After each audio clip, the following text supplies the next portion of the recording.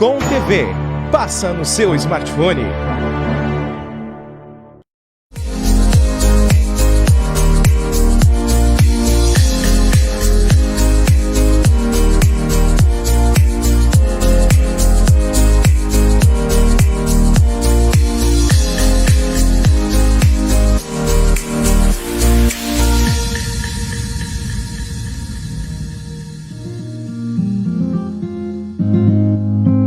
Deu aqui. Oh, meu Deus do céu, o que é isso? Celular aqui, Edinho, bom dia. Bom dia. Bom dia e companhia. Achei que eu tava sem volume aqui, Edinho. Não, coisa boa. O tempo passa, meu amigo, né? Já vou direto pra ti. Bom dia, horas e temperaturas, tudo bem? Bom dia, toda a nossa audiência está acompanhando, 11 horas 4 minutos. Estamos chegando com mais uma edição do Sabe Caxias. Você pediu a temperatura? Aqui, Também. Vamos já buscando aqui a temperatura, 23 graus em Caxias do Sul. Grande abraço a todos e a partir de agora você já pode comentar, compartilhar e fazer parte da nossa sala de interatividade, os nossos teles amigos, face amigos, internautas espalhados por todo esse nosso orbe, né? Todo o nosso planeta. Isso aí, teleamigos, lembrei, Edinho, teleamigos. Eu fiz que nem o Romário hoje, né? Quando o adversário vem, eu já larguei a bola pra ti, né? Ainda bem que não era o gemidão do WhatsApp aqui, né? Já aconteceu alguns locais. Com certeza. Escapuliu. Muito bom dia, está no ar o Sabe Caxias e companhia, né? Sabe Caxias by Bitcom, aqui pela nossa interatividade, a sala de interatividade da Bitcom TV, pelas redes sociais, todas elas, né? E também pela página centralizada bitcomtv.com.br, onde você encontra todas as informações, né, de nossos produtos de entretenimento, de informação, qualidade para o seu dia a dia, gerando conteúdo para a sua vida. Agradecendo aí também, né, a audiência do programa de esportes antes, né, o Fernando Levinsky, um grande abraço também, muito obrigado aí pela sua força, né, porque você levanta a audiência do programa depois da Bitcom, depois eu preciso segurar a bola, né, é um compromisso muito sério, e essa turma do esporte aí fazendo muito bonito, né, o Marcos Vaz e toda essa turma aí. Também agradecendo ao Fabiano Vergani, nosso diretor-geral, nosso amigo, sócio neste programa aqui junto com Sabe Caxias by Bitcom, o Cleberson Portela, um homem de negócios, um homem de jornalismo e assim por diante, né? Como eu digo sempre, né? Sempre esqueço mais da metade da galera, não é que eu esqueça, né? Eu não cito todos, alguns a gente vai citando sempre, mas é uma turma muito legal e por isso vale a pena acreditar que a vida é bela, a vida é boa. Bom dia, está no ar o Sabe Caxias com o apoio nesta quinta-feira, dia 20 de fevereiro de 2020. Tudo 2. Dá pra jogar na roleta isso aí, Edinho, não? Falando em roleta, a Mega Sena de novo acumulando, né? É verdade? Sim, 190 milhões vai agora. O que tu faria com 190 milhões? Olha, eu... Compraria a Bitcom? Não, eu faria, acho que eu teria um objetivo de ser um militante social em projetos que verdadeiramente fomentassem o crescimento e o saber das pessoas. Parabéns, Edinho, né? Eu iria pro Caribe. Mentira, não sou tão egoísta assim. Mas ia fomentar lá também. Também? Ia trazer um fomento lá muito grande. Daqui a pouco temos aqui o jornalista, professor da Faculdade da Serra Gaúcha e fotógrafo aí de várias imagens importantes que estão aí circulando também, o Luiz Herbes. Daqui a pouco eu vou te dar o bom dia, porque se eu dou bom dia antes, eu dou bom dia 2 vezes, né? Então daqui a pouco já te puxo pro programa, Luiz, tá bem? Estamos apresentando o Sabe Caxias com o apoio de uma galera especial aqui conosco, Casa do Queijo Rio Branco, uma casa especial, frios, especiarias, variedades. Mac Tintas, porque você precisa de cores em sua vida, Tinta Souvenir, Sabor do Sul Pizzaria, pizza com sabor do Sul, Loja São Francisco Kaiser, no bairro Kaiser, né? Ambientes qualificados, Farmácia Economize, aqui você economiza de verdade, e Sacolão da Economia, sempre uma boa oferta para a sua família, e outros tantos apoiadores aqui no nosso show do intervalo, também teremos serviços para você. Minutos de sabedoria, enquanto o Edinho pensa, número 148, uma mensagem legal para nós aqui: não fique remoendo as coisas do passado. Ficar preso ao passado não dá futuro. Não se deixe prender por mágoas e ressentimentos.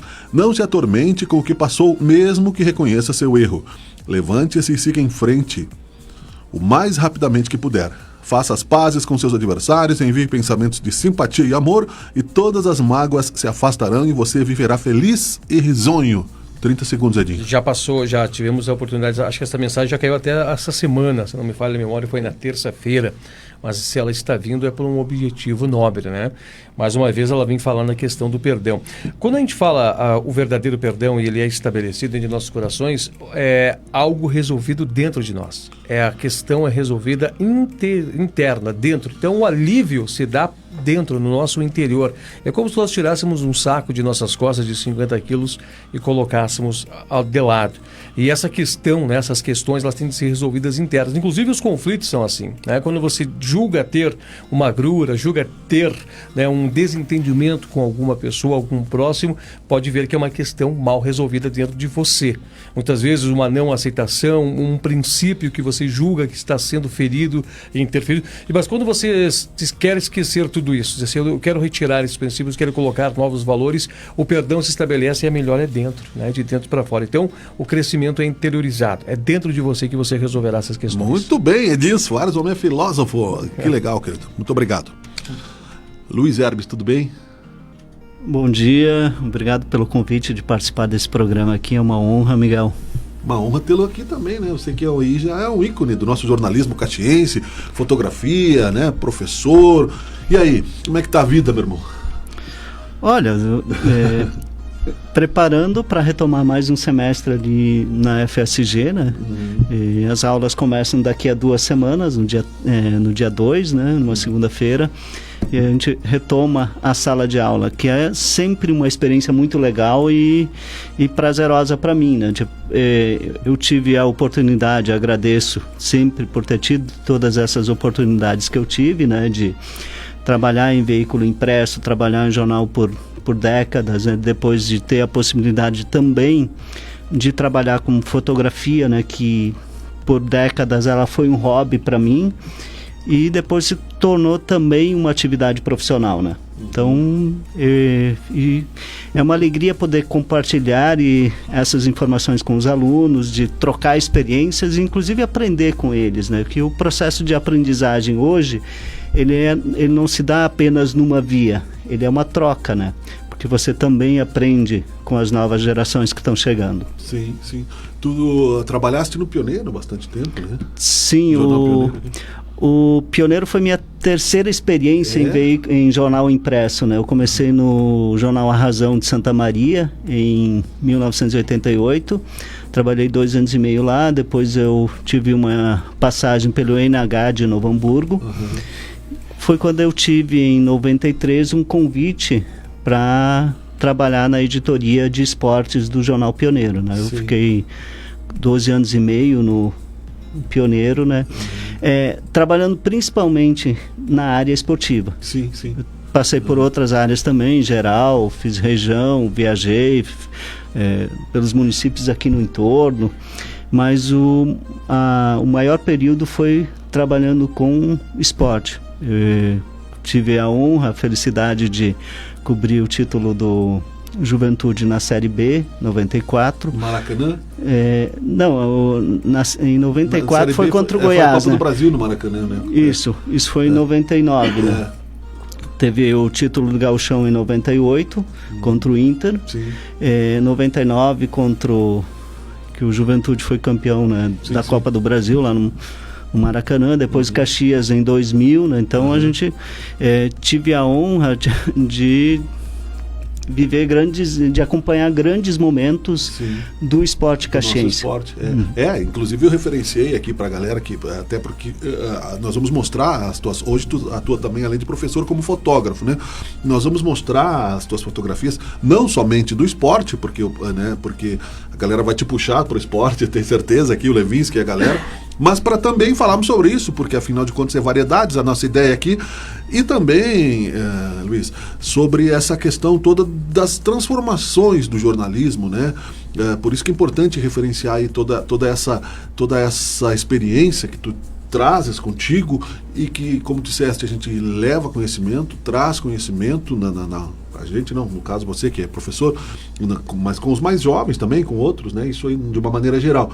Como é que tu está vendo hoje essa transformação do jornalismo? Assim, tu acha que esse processo está em andamento? Ele começou recentemente? Ou tu acha que ainda tem muita coisa para ser transformada? a gente pode...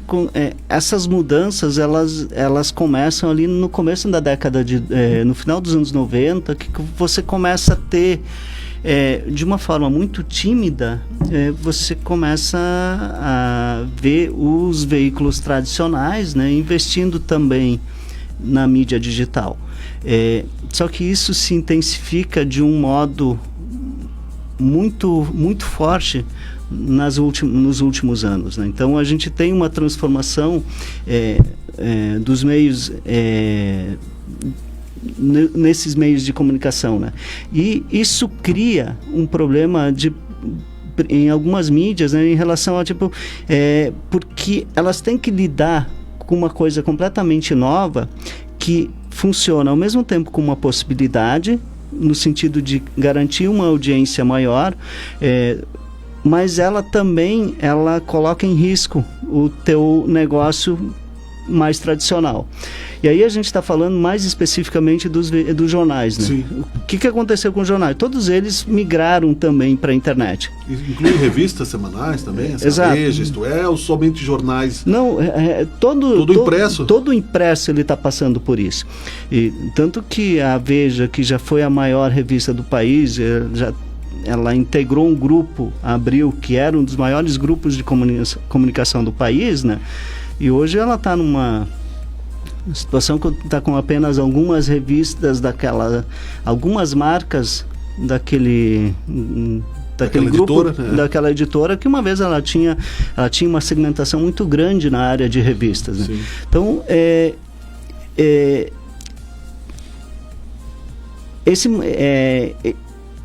essas empresas, esses produtos, eles continuam com audiência grande. Sim. Se a gente pegar os veículos tradicionais, Jornal Zero Hora, o Folha de São Paulo, Estadão, Globo, assim, a audiência eles continuam tendo.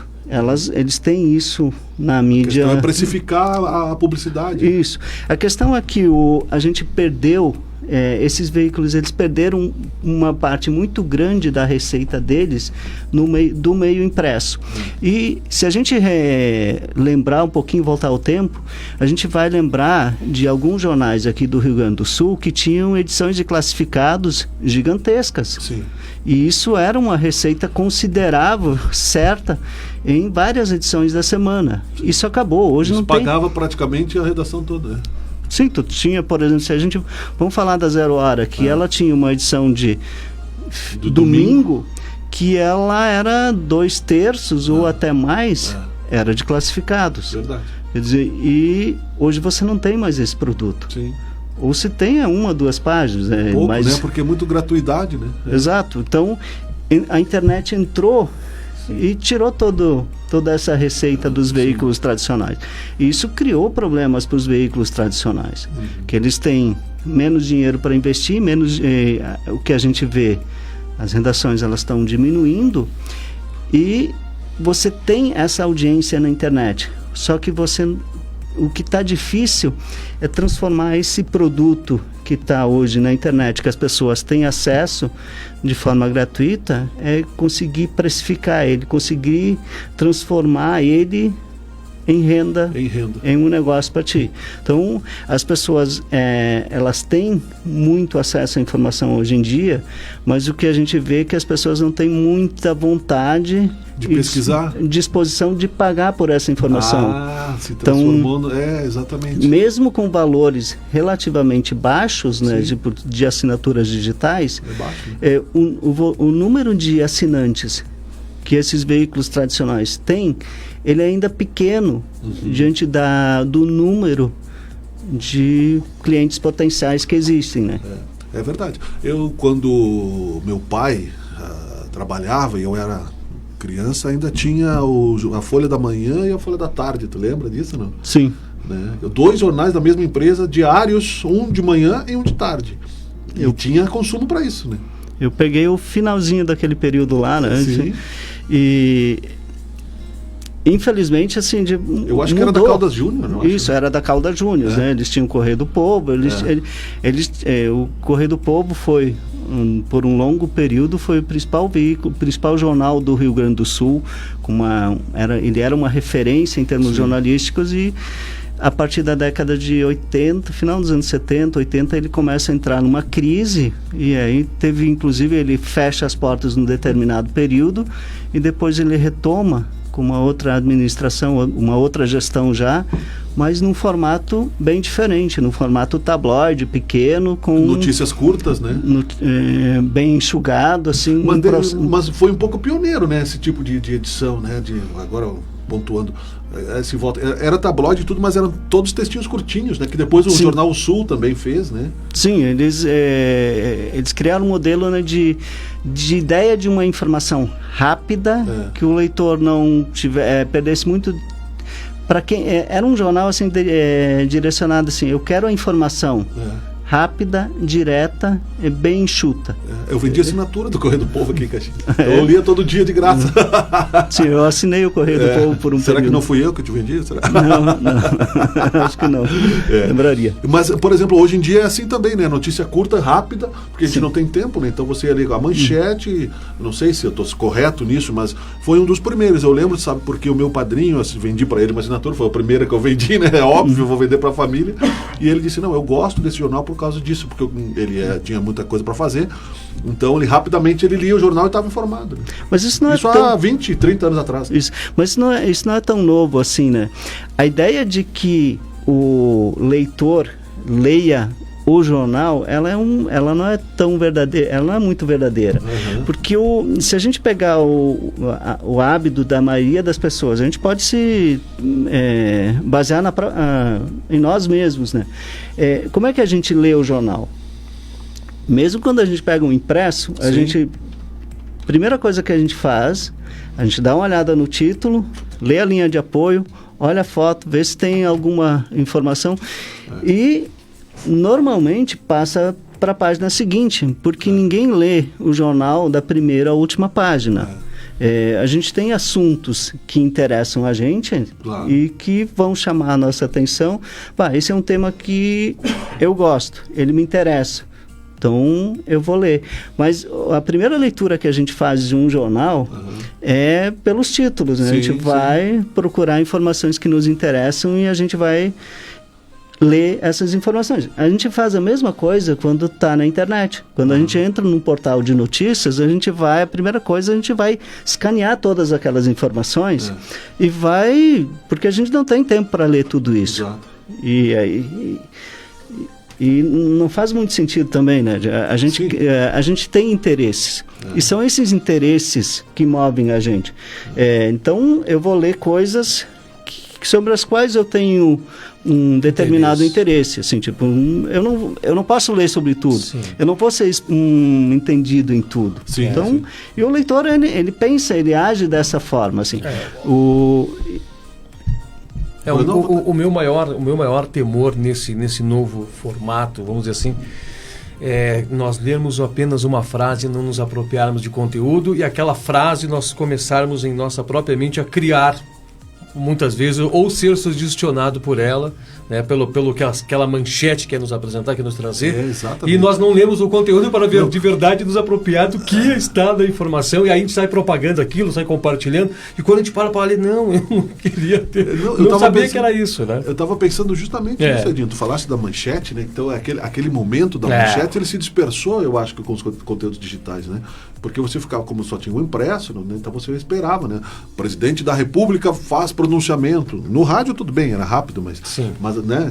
Tinha que fazer uma boa manchete, né? Uma boa chamada para prender o leitor, né, Luiz? E aí hoje em dia, né, tem muito sensacionalismo, vários portais que você vai entrar, cada um vai dar o seu ângulo, e ainda mais em tempos de ideologização, não sei se a palavra é essa, né? E as próprias fake news, né, se propagando, se misturando. Né? Como é que tu vê essa questão aí como mestre? Vamos por partes? Vamos em alguns pontos, né? Tipo, a gente vive hoje, a gente tem uma overdose de informação. E às vezes essa overdose, ela não informa a gente. Quer dizer, a gente tem um volume de informação gigantesca à nossa frente, nós somos bombardeados por essas informações o tempo inteiro. Porque elas não estão apenas nos portais de notícia. elas estão, quando a gente acessa o Twitter, eles estão lá no Face, eles estão, a gente recebe as informações pelo WhatsApp, tudo, então a gente é bombardeado diariamente com uma grande quantidade de informações. E aí a gente, muitas vezes, uma parte dessas informações, elas não são fatos, não são verdadeiras. A gente não checa elas, né? Hoje, eu como profissional da área de comunicação, as pessoas que se formam, elas, de certa forma, elas já estão preparadas para identificar, tá, mas essa notícia é estranha, tem alguma coisa errada. Será que ela é verdadeira? Será que de fato ela se confirma? Sim. Só que as pessoas comuns ali, as pessoas o leitor, né? As pessoas que não têm a experiência na área de comunicação que a gente tem, porque a gente sabe como é que funciona o processo de construção de uma notícia, como é que se dá a apuração, e a gente identifica quando tem algumas coisas que não batem direito. As pessoas lá fora, né? E o papel do comunicador, do jornalista, é levar essa transformação, essa confirmação do conhecimento, essa cultura de confirmação do conhecimento para o leitor? Ele tem essa obrigação? Com certeza. Eu acho que nós estamos chegando num momento em que o profissional ele tem que fazer essa checagem das informações. Por exemplo, a gente tem serviço em muitos sites, né? Tipo, que vão lá, tem uma determinada notícia lá, e os veículos eles vão investigar, dar uma olhada naquilo lá e vão apontar, não, isso é falso. Sim. Por isso aí, não tem nada disso ocorrendo. Inclusive o próprio governo federal está criando uma agência reguladora, já tem algum trabalho desenvolvendo, mas vai criar uma agência para fazer a verificação das informações de notícia. E o que chama a atenção, né, na continuidade desse assunto, que o próprio governo federal tem um novo entendimento quanto à profissão do jornalista, e isso ficou provado agora, o quanto é importante que nós tenhamos profissionais que estão de verdade sintonizados com a veracidade, porque agora deu para ver que as redes sociais, elas vieram, né, como você falou, caminhando informações, e ela vira o telefone sem fio, ela começa de um jeito, vai se distorcendo, chega lá na outra ponta, é outro tipo de informação, né? Correto. O cuidado que a gente tem que ter é assim, tipo, eu acho que o governo ele não tem que entrar para dele criar uma agência, não, isso é notícia falsa, isso é notícia verdadeira. Porque a gente sabe que no Brasil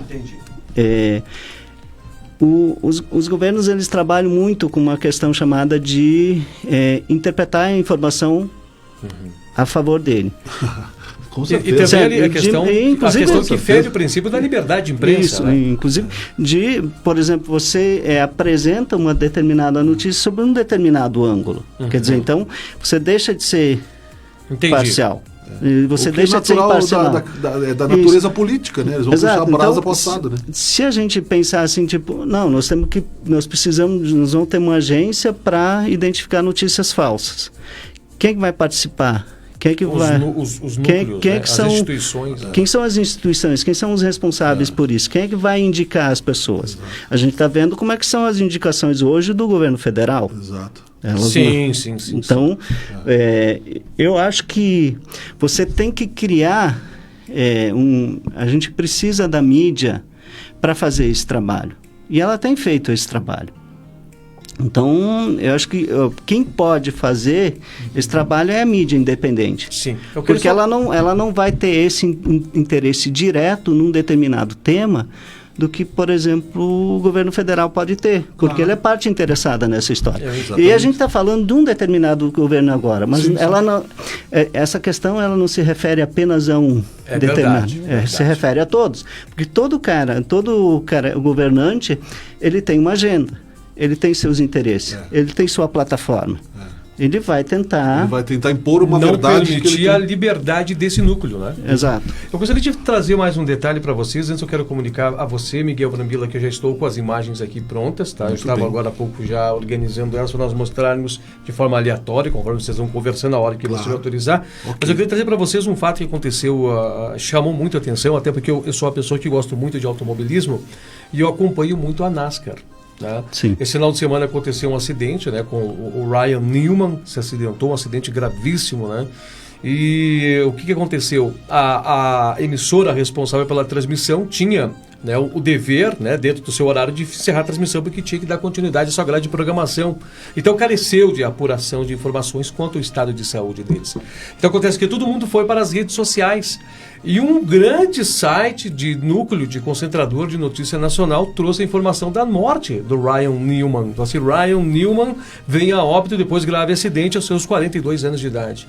Então, aquela informação começaram as pessoas a compartilhar para dar o determinado furo de notícias e, posteriormente, se identificou-se que a notícia era falsa. Né? Então, observa que muitas vezes, para a questão do furo, né, de trazer o furo, muitas vezes há o erro. E muitas pessoas compartilharam aquela informação, inclusive... Aconteceu com o Gugu também, né? Também, né? A informação foi compartilhada e depois foi checada através de informações em sites americanos que não. Ele estava em estado grave, estava hospitalizado, tanto que agora se recuperou, né? Mas então pode ver que temos que ter ainda um critério sobre tudo isso. Acho que é importante, né, que o Luiz comente sobre isso. Sensacional. Sim. A pergunta, depois a gente vai chamar um intervalo, depois que ele responder. E também, aí eu acho, para complementar a questão que o Edinho coloca muito bem, que é que se formam os jornalistas sérios, né? Aí que se diferencia num momento como esse a credibilidade dos veículos, Luiz. Eu não sei se eu estou certo ou não. Não, correto. Essa é uma questão um pouquinho diferente, de que a gente não pode fazer uma confusão em relação a fake news, né? Isso. Porque quando a gente está falando de fake news, de notícia falsa, ela sempre vem carregada de uma intenção. Entendi. De enganar. Sim, sim. Então, por exemplo, quando você produz um determinado texto que traz uma informação falsa, que tenta incriminar, distorce uma determinada informação, você está sendo mal intencionado. Você está pensando no objetivo maquiavelicamente falando. Exato. Você sabe que o cara que produz aquela informação... Sabe que está mentindo. Ele sabe que ela não é 100% verdadeira. É diferente de um boato. Exato. E a gente tem várias dimensões de notícias falsas, de fake news, que a gente pode chamar, que quando, na verdade, a intenção é enganar. E, às vezes, eu considero, inclusive, fake news quando você pega uma notícia que é antiga, verdadeira, sim. E compartilha ela no Face como se ela fosse atual, nova. Ou seja... Tem muitas pessoas que fazem isso. O que você está fazendo? Você sabe que só uma pequena parte daquelas pessoas que vão ver vão ler aquela notícia e vão olhar a data da publicação daquela notícia, de 3, 5, 10 anos atrás. Só que a pessoa que vai passar no Face, vai achar... Normalmente ela não tem essa informação. Então, isso também é uma forma de enganar. Porque você pega uma informação completamente fora de contexto e apresenta ela para os teus seguidores como se ela fosse nova. E aconteceu em Caxias esses dias. Isso. Não, isso acontece repetido. As pessoas, né, elas nem... mas a gente também tem que olhar isso e ver qual é o sentido disso. É informar ou é manipular? No caso ali desse site equivocado, com a notícia equivocada. Aí você tem também uma disputa entre meios de comunicação em que você quer dar a notícia primeiro. Sim. Isso. E aí muitas vezes acontece assim, alguém te passa essa informação. O repórter, ele tenta checar. Eu imagino que possa ter. Entendi. E às vezes o repórter tenta checar essa informação. Ele não consegue. Dou ou não dou a informação? Está sob a pressão do editor. Que aí a responsabilidade é do repórter ou do editor? Eu acho que normalmente numa situação dessas, né, normalmente não é só o repórter que define. Existe muito diálogo dentro dos veículos de comunicação. Ninguém toma decisões sozinhos. Não? O repórter não toma, eu tenho essa informação, ela... Posso dar ou não? Conseguiu checar, tu vê assim, não, o cara está me afirmando. Só que às vezes depois o cara que te disse aquilo lá, ele não Negou, confirma a informação, né? Tipo, Eu lembro-me de um episódio... então a gente tem que fazer essa distinção entre notícia falsa e não sei se eu posso chamar de boato também. Não, que é uma notícia que o erro faz parte do processo de comunicação. É uma notícia errada, mas sem a intenção de estar Exato. errado. E o que acontece quando você divulga uma notícia errada como essa? Você tem o dano, certo? Porque você deu uma informação errada. Só que o que você faz? Você vai, quando você vê que a informação está errada, você corrige ela. Quer dizer, aí você passa a imagem, tudo bem, eu errei. Os veículos de comunicação, todos eles erram. Hoje está mais fácil reconhecer o erro, né, nos veículos. Antigamente era difícil, as barrigadas e tal, né? Antigamente, assim, é que hoje o leitor tem muita facilidade de desmascarar, de detectar esse erro e de chamar atenção em relação a esse erro. Quando a gente trabalhava, por exemplo, em jornal, só tinha jornal, não tinha site, não tinha internet nem nada. Se tivesse uma informação errada no jornal, no outro dia é errata. Isso. E aí, assim... Só que se você publicar muito errata, tu perde a credibilidade. Isso. Então, os jornais, eles sempre foram muito conservadores em publicar errata. A gente sabe disso, assim, claro. Só aquelas informações verdadeiramente, que mereciam, assim, um erro grasso, um erro grande, equivocado, informação completamente errada. Aí sim, você fazia a correção, mas o volume de erratas sempre foi bem menor do que o número de erros. Não na mesma proporção, não na mesma igual proporção. ao direito de resposta. Exato. Né? Mas essa distinção é importante que a gente faça, que uma coisa é o erro de informação. Sim. A gente vai ter sempre isso, até porque os veículos de comunicação, ainda mais hoje em dia, que a gente trabalha com rapidez. Você precisa ter aquele site atualizado toda hora. Então, a possibilidade de você ter erros, ela é maior, porque o período de checagem é menor. Mas não há intenção. A intenção, ela está quando você quer manipular. E aí interessante. É o cunho, né? A ideia por trás. A ideia por trás do é uma aula, estamos tendo uma aula de jornalismo aqui, sensacional. Sensacional. 11h35, nós vamos chamar o bloco de intervalo rapidão, voltamos com o Luiz Herbes para falar sobre este assunto, outros tantos, vai ser pouco este programa, vamos falar de fotografia também, e claro, né, vamos aproveitar que a experiência deste amigo que está se tornando aqui, o Luiz Herbes, fotógrafo, professor da FSG e também jurado de cinema, né? Nós vamos falar sobre isso depois do intervalo, já voltamos. Venha conhecer o buffet livre mais barato da cidade, só R$10. É na Casa do Sabor.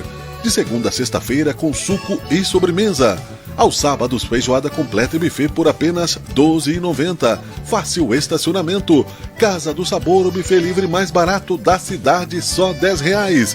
Estamos na Avenida São Leopoldo, 334, bairro São Leopoldo. Telefone 98447-3083. Casa do Sabor, o melhor para você.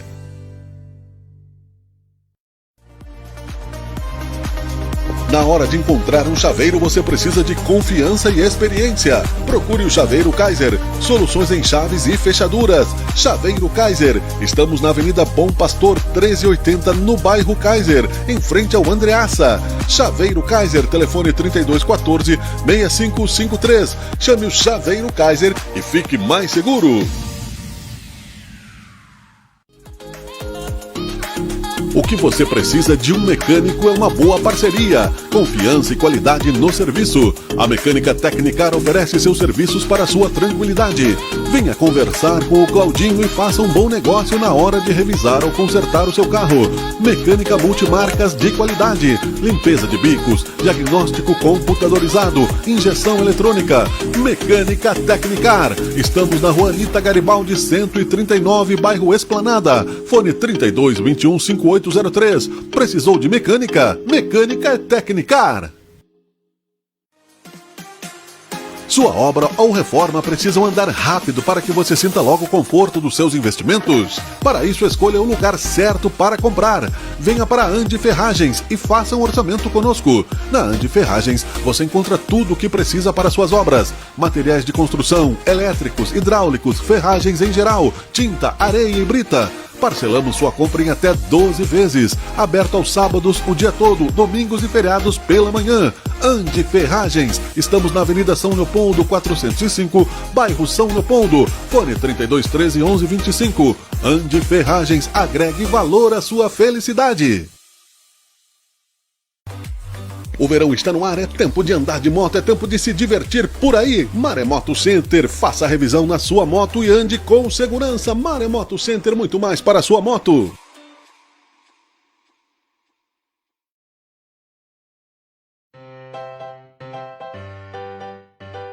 Ettore segue o Instagram de Filipa, que fala pelo WhatsApp com a filha Jaque, que está na Austrália.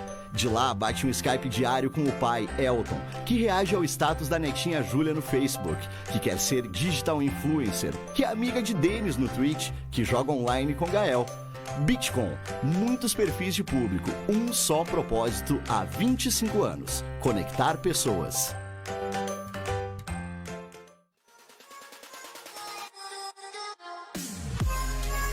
Na loja Novidades da Bet você encontra o que tem de mais moderno em produtos de beleza, lingeries e produtos para a sua felicidade. A Novidades da Bet trabalha com o Boticário, Natura, Mary Kay, lingeries exclusivas e muito mais. Na página da Novidades da Bet no Facebook, você participa sempre de sorteios de marcas, produtos e prêmios. Entre e saiba como participar. Sorteios na loja física também. Venha conversar com a Bet. Novidades da Bet. Estamos na Rua Hugo Torquato Argenta, 980, no bairro Fátima, em frente ao Andreassa. Fone 99112-5157. Novidades da Bet, porque a vida está sempre em transformação.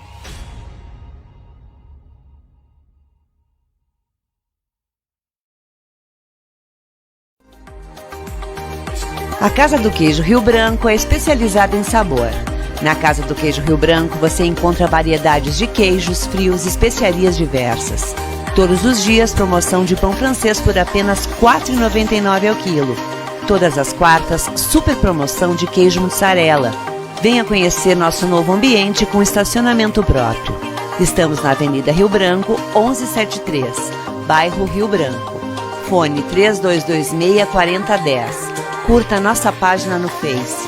Casa do Queijo Rio Branco, porque você merece o melhor. A Farmácia Economize tem tudo o que você deseja de uma boa farmácia. Aconselhamento especializado para uma boa medicação, as melhores marcas do mercado, qualidade e preço. Medição de pressão, vacinas, medicamentos genéricos, produtos de higiene e limpeza e horários diferenciados de atendimento. Venha nos visitar na Farmácia Economize e ganhe mais na hora da compra. Rua Luiz Segala, 1209, no bairro Esplanada. Teleentrega 3419-7775. Farmácia Economize. Aqui você economiza de verdade.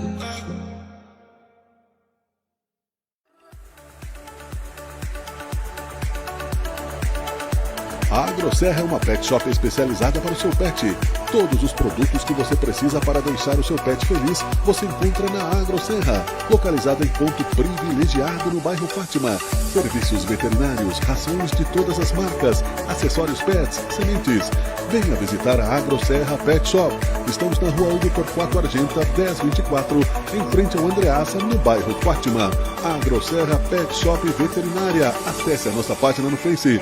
Fones 3025-3309, 99610-2283, Caxias do Sul. AgroSerra Pet Shop e Veterinária, seu pet sempre feliz.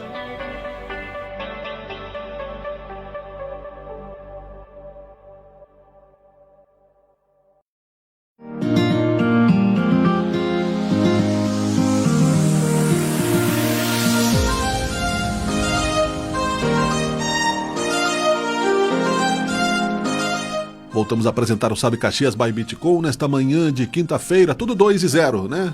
É quase um sistema binário aqui, falta um verdade. só, né, Edinho? Hoje é 20 do de fevereiro 02 de 2020. Né? Tem o 02 invertido, né? Seria 20 invertido, né? É verdade, significa que você não pode comer pizza de calabresa hoje, né? Que isso pode fazer mal para o seu estômago, dizem as cabalas, sabia? Ah, tá, não sabia, até fiquei olhando essa tua definição, né? Mas esse não é um bom número para jogar no bicho, né? Não, eu não entendo nada, não sei. Não sei, né? Mas é muito 2, muito 0, né? Muito 2, muito 0. É. Código binário, parece, né? Não, é até difícil de dizer, né? Estamos tendo uma aula de jornalismo e no intervalo também estávamos aqui com, vou chamar de professor, como o Edinho também falou, o professor Luiz Herbes, fotógrafo também, né? Já não mais nas horas vagas, tem atuado profissionalmente também nessa área. Sim, já faz alguns anos. Já faz alguns anos, né? A fotografia eu aprendi a fotografar na faculdade e na época assim eu saí da faculdade, não comprei equipamento, não segui, né? Mas na primeira oportunidade que eu tive, eu comprei uma câmera fotográfica, uma Minolta, né? E tinha lente, tinha filme ainda, né? Contextualizando assim, era top da época? Era uma câmera profissional. Sim. Ela era uma câmera antiga, sim, mas ela tinha uma qualidade boa. Uhum. E aí eu comecei a fotografar por hobby, né? Uhum. Fotografava quando viajava, fotografava aqui na cidade. Na época não fotografava futebol ainda, né? Sim. Esporte. Estamos mostrando tuas imagens aqui, né, enquanto tu falas, né? E daí depois, nos anos 2000, quando eu saí do Pioneiro, comecei a trabalhar em assessoria e começou, na verdade, a surgir uma demanda, assim, sempre por imagens também. Como eu já tinha um conhecimento fotográfico, já fotografava no tempo do filme, eu comprei uma câmera digital, comprei uma Canon e comecei a fotografar. Em 2009, eu trabalhei na assessoria de imprensa do Caxias. E aí eu resolvi investir numa lente, uma lente longa, né? Para fotografar futebol, né? E movimento ainda em futebol, né? Isso. E aí assim, e fotografar futebol não foi algo tão complicado para mim. Porque eu conheço bem futebol. Sim. Jogava ali com o Piá, né? Conforme o treinador, se o treinador é retranqueiro, eu vou ficar só do outro lado. Não. Sim. E aí eu sempre acompanhei futebol, acompanhei profissionalmente como repórter o futebol e então tu conhece a mecânica do futebol, sabe o que o cara vai fazer com a bola, qual é o lance que interessa, qual é a imagem boa, o que não é bom. Tem que antecipar um pouco a jogada também, o fotógrafo, né? Hoje, na verdade, esse é o aspecto principal da fotografia esportiva. Porque se você não antecipar, você perdeu o lance. Sim. Se você olhar, os caras estão subindo para cabecear. Vão cabecear, vou fotografar. Esquece, você perdeu a foto. Tem que ser antes, na corrida para a área. Sim, então essa parte de antecipar ela é fundamental na fotografia. Você tem que estar muito atento. Sim. Você tem que treinar o olhar e se conectar com aquilo que tu está fotografando. Não dá para fotografar futebol pensando na conta que tu tem que pagar, coisa assim, não. Tu tem que estar apenas 100% ali, focado. 100% focado, observando e vendo o que pode acontecer. Volta e meia, você erra, você clica e não acontece nada. Era isso que eu ia questionar. Eu ia perguntar quantos cliques em média numa partida mais ou menos se dá? Olha, Calculou isso já? Não, eu tenho esse número no final, né? Quando termina. Sim, claro. Tu tem o número de fotos que você vai fazer. Muda conforme o jogo também? Muda conforme o trabalho que você está fazendo também, né? Porque eu faço trabalhos para uma agência de fotografia lá de São Paulo. Então eu mando Futura Press. Para eles, cada jogo que eu faço, por exemplo, o que mais interessa para eles, né? Gauchão interessa super pouco, né? Porque Você não tem um mercado muito grande para vender as fotos do Campeonato Gaúcho, porque ele se restringe aqui no Rio Grande do Sul. Então, para eles, por exemplo, interessa muito mais os jogos nacionais que a dupla Caju tem. Juventude agora na Série B é um bom produto. O Caxias, se ele for para D, um pouco. Para C melhora, para B fica ótimo. Para a Série A é top. É top, é legal. Então, quando eu trabalho só para Futura Press, eu tenho que produzir uma quantidade de fotos, me interessam algumas coisas, por exemplo, eu preciso de comemoração, eu preciso de lance bom, se der confusão, eu preciso ter daquela confusão, se alguém... Então, dependendo do evento, o número de cliques varia. Isso. Varia, como se diz, né? Mas assim, não dá para tu ir fotografar um jogo de futebol, eu vou fazer 50 fotinhos, 100 fotos e tá bom. Aí hoje é digital, né? Isso. Então já facilitou um pouco, não gasta o filme, né? Não queima o filme, como dizia antigamente. Sim, você faz muito mais foto hoje do que no tempo do filme, Nossa. né? Até porque o filme você tinha um custo maior, relativamente elevado. Eu lembro uma vez que eu era repórter lá nos anos 90, lá no Jornal Pioneiro, e aí teve uma produção de moda e uma jornalista, uma fotógrafa lá, ela gastou lá acho que uns 10 filmes, né? O editor chamou ela, tava... Entendi, E aí, menos, né? Tipo... E já aconteceu, acredito eu, mas só para nós, se possível, tiver alguma história para descrever, aquela imagem bateu o clique no filme, chega lá, a imagem veio borrada, ou ficou distorcida, ou queimou o filme, perdeu Passa de novo tempo, as fotos, né? enquanto... Sim, pode ser? Olha, isso sempre acontece. Em algum momento você vai... a vantagem do digital em relação ao filme na verdade, a gente tem várias vantagens em relação ao digital.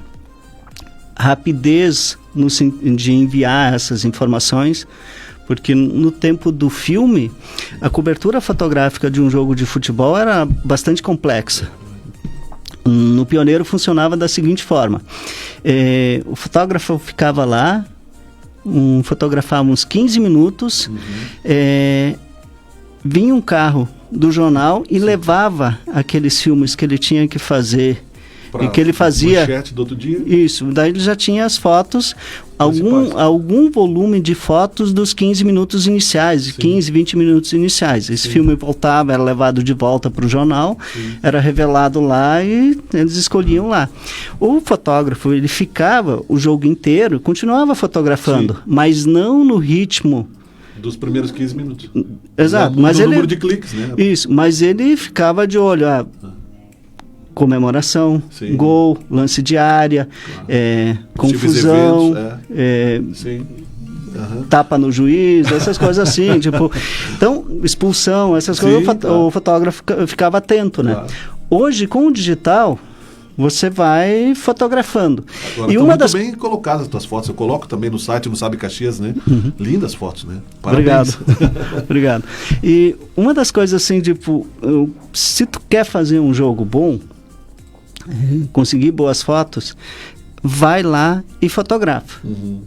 Mas fotografa o jogo inteiro. Não fica pensando, vou fazer, já tenho foto boa. Eu vou dar uma dica para os treinadores, né? O fotógrafo é especialista em antecipar a jogada. E os centroavantes também, né? O goleiro. Não, mas o centroavante também tem que ter. O bom jogador, ele tem que... Para onde é que a bola pode ir? Ele tem que desenhar, ele tem que pensar. Tite, consulta um fotógrafo, então, né? Verdade.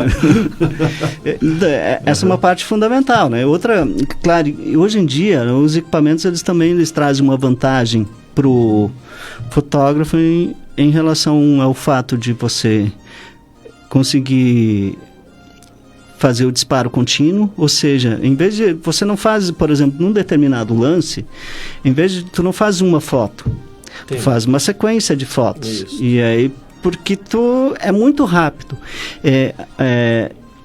E à medida que tem uma diferença de velocidade no futebol, como fotógrafo a gente consegue notar isso, mas existe uma diferença de velocidade de um jogo da Série A de um jogo da Série D. Claro. O jogo da Série E, as jogadas elas fluem um pouco mais rápido. Os lances de área são um pouco mais rápidos, né? Então, você tem que estar mais ligado. É sutil, mas assim, precisa desse disparo contínuo para conseguir boas fotos, porque senão fica muito complicado, senão seria muito na sorte, assim, porque o lance, a bola, por exemplo, o ato de cabecear de 2 jogadores subindo para cabecear uma bola, ele é muito rápido. A bola fica uma fração de segundo ali, próximo à cabeça do jogador. Então, você precisa do disparo contínuo. Já se usava disparo contínuo no tempo do filme. Eles acoplavam um motorzinho na câmera, ela não era tão rápido quanto as câmeras digitais, mas ainda assim tu tinha um disparo contínuo. Uma fração de tempo, qual é entre um clique e outro? Fração de segundo, meio segundo? Olha, aí varia, né? E aí varia o preço do equipamento também, né? Porque tem as câmeras top tanto da Nikon quanto da Canon, elas fazem em torno de 10, 12 disparos por segundo. Nossa, milésimo de segundo, isso. 10. Detalhe, elas têm um sistema que permite que que a câmera vai focando entre uma imagem e outra. Então, entendo, tem que ainda fazer o equilíbrio e ajuste. O problema de fotografar tempo real, né? Isso, o problema de fotografar futebol é o custo do equipamento.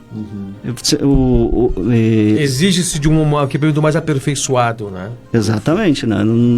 Professor, o tempo passa muito rápido, né? Mas nós vamos te solicitar, se tu estiver disponível para outras aulas de jornalismo. Esta aula aqui vai ficar disponível nas redes sociais, nós vamos te mandar também, né? Para que a gente possa refletir sobre isso, porque é preciso sempre, né? Porque o equipamento não é o suficiente, é preciso conteúdo acima de tudo, né? Para concluir. Eu acho que o conteúdo, ele é fundamental para qualquer área, assim, tipo, e uma das coisas assim que quando a gente, por exemplo, há diferenças quando a gente fala de jornalismo e fotografia.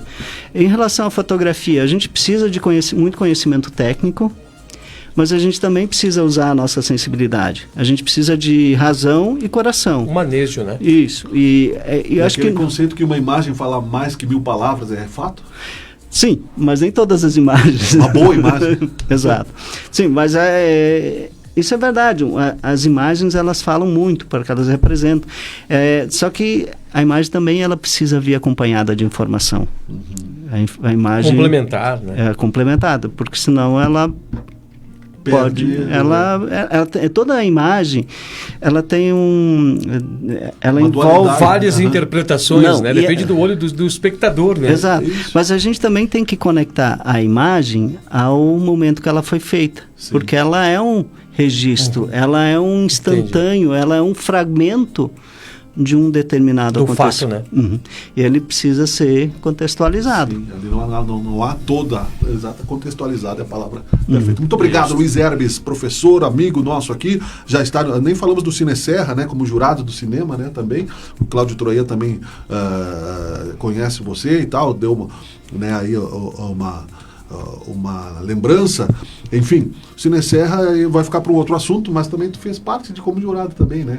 Sim, acho que 2 ou 3 vezes eu tive a honra, fui convidado para participar do júri, de fazer a seleção dos filmes, dos curtas, documentários que foram premiados pelo Cine Serra, né?